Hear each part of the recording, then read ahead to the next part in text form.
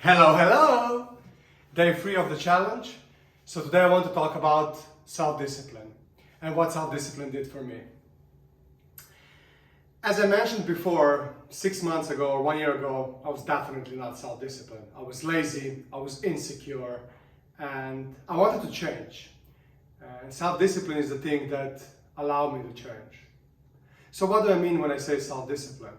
Self-discipline for me means showing up and delivering on your commitments, including and especially on the days when you don't feel like it. For me, the biggest myth of the self-discipline and the biggest mindset change for me was people think that self-discipline means being self-disciplined for a longer periods of time. And although that is true, I feel that if you think about it that way, it might get very overwhelming.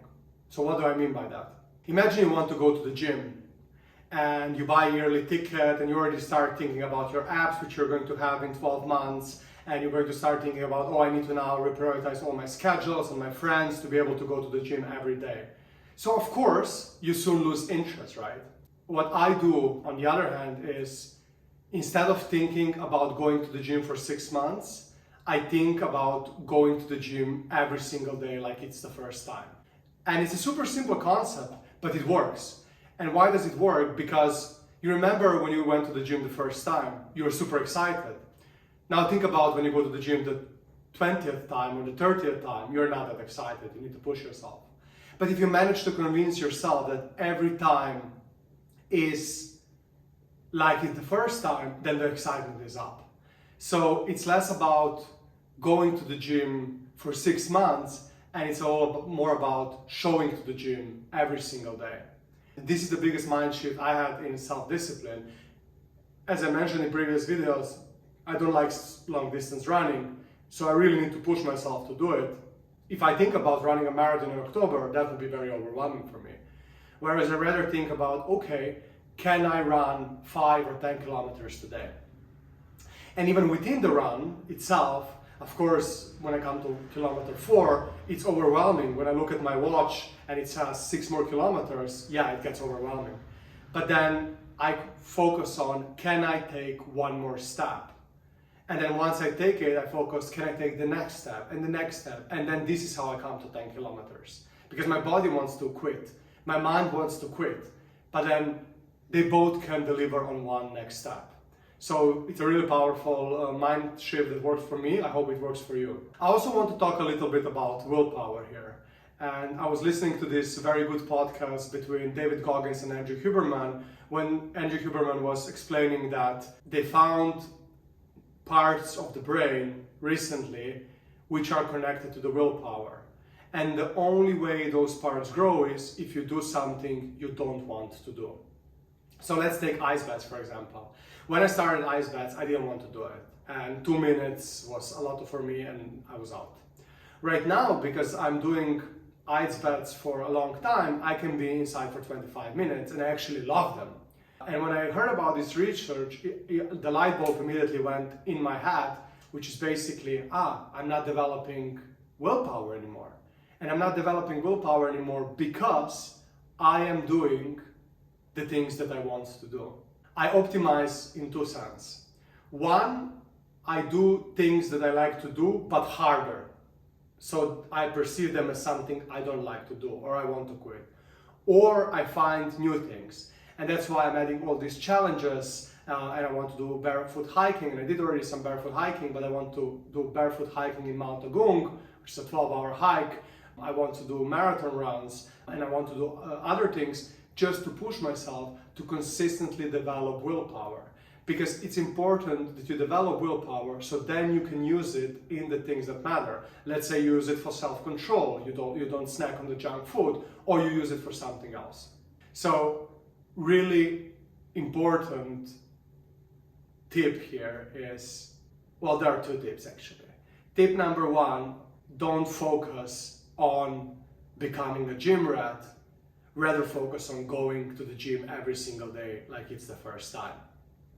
And you will be much more consistent with that. And second is, willpower can only be developed when you do things that you don't want to do. So make sure that, of course, your life mainly build on the things that you want to do and you enjoy doing, but make sure to also put in a small amount of things that you don't like to do and do them from the perspective of building your willpower. Now, I want to also focus on one last thing, which is consistency and routine. For a long time, I hated routine. I was enjoying consulting life, running all over the place, dealing with fires, and it was burning me out. And I realized that I am the most productive when I have some sort of routine, which I do consistently. Although it doesn't go well with my personality of I like to be involved in 1,000 things, I changed my approach a little bit in recent years, and I changed it in a way that right now I focus on less goals, but I do them 200%. So I'm still a hard worker, I still overwork, I still do 14, 15 plus hours per day, but I get much less overwhelmed and I don't get burnout from the work because I'm not spending all this mental energy switching between tasks, which would then give me an excuse to not be consistent. And really, consistency is what drives success. Imagine I started these videos right now. This is video free. It looks like shit. Let's be honest, right? It looks like shit. But imagine when I will post a video of 300 and I will make sure to improve a little bit in every of those videos. I'm sure that video will be much better because I'm going to be a better presenter, I'm going to be better in editing, my thumbnail is going to be better. And this system should be applied to all areas of your life. You or me or everybody, we should stop thinking in terms of days and months and even years. We should start thinking in terms of decades, right? Whatever you do, if you do it for long enough, you are going to become an expert. So here is a quick challenge for you. Take 15 minutes after this video and really think about one skill that you want to develop for a long time, but you never found time or you couldn't get yourself to do it or whatever the reason was, doesn't matter. And book 15-minute slot in your schedule from today to 365 days in the future. So today is Friday, April 12th. So from today, April 12th, 2023 to April 12th, 2024.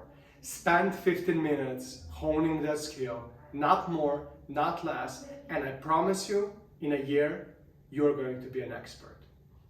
Now I'm already blabbing a little bit, but video 3 is done and see you in the next one.